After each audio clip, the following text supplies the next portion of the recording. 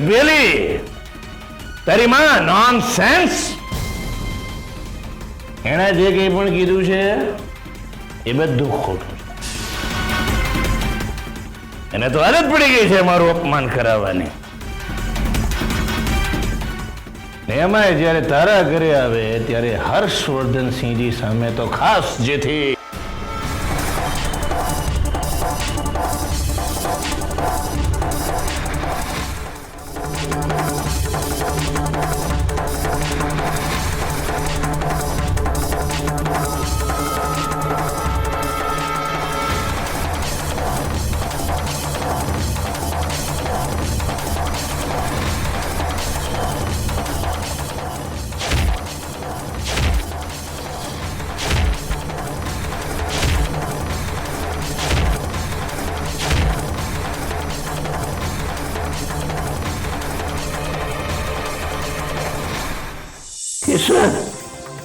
તારા બાપને મારતા તારે શરમ નથી આવતી?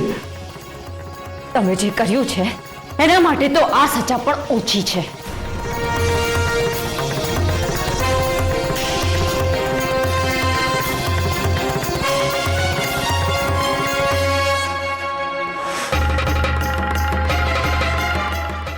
તમારા નસીબ કે તમે જે મમ્મી સાથે કર્યું છે ને એ હજુ સુધી મેં એમને કહ્યું નથી.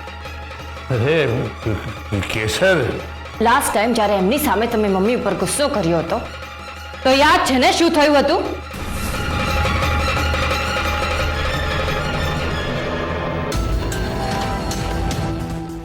હે કેસર, જો એમને કહીશ ને કે તમે મમ્મી ઉપર હાથ ઉપાડ્યો છે તો એ તો તમને મારી જ નાખશે.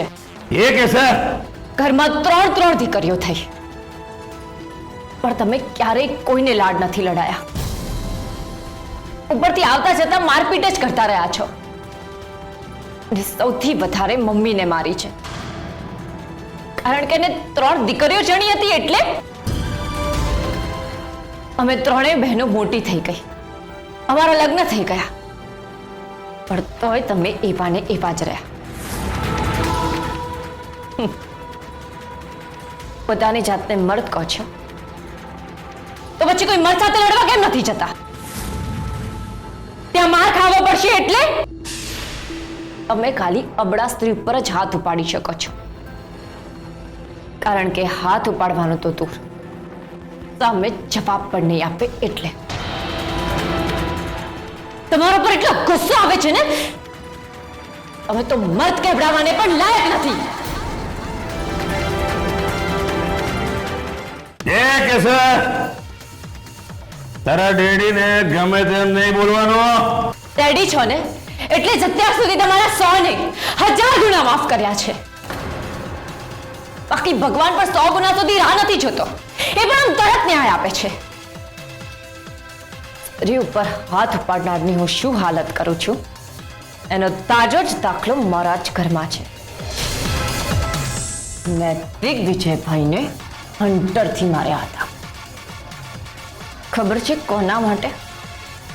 વેદિકા ભાભી માટે. તો હવે વિચાર કરી જુઓ કે હું વેદિકા ભાભી માટે દિગ્વિજયભાઈને મારી શકું તો મારી મા ઉપર હાથ ઉપાડનારની હું શું હાલત કરી શકું છું.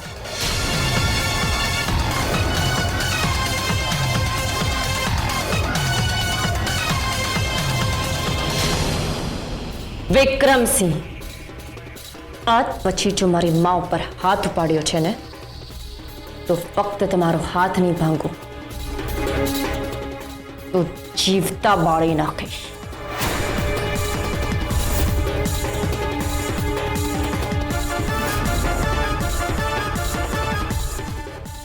આ કેસર હર્ષવર્ધનસિંહના શબ્દો છે.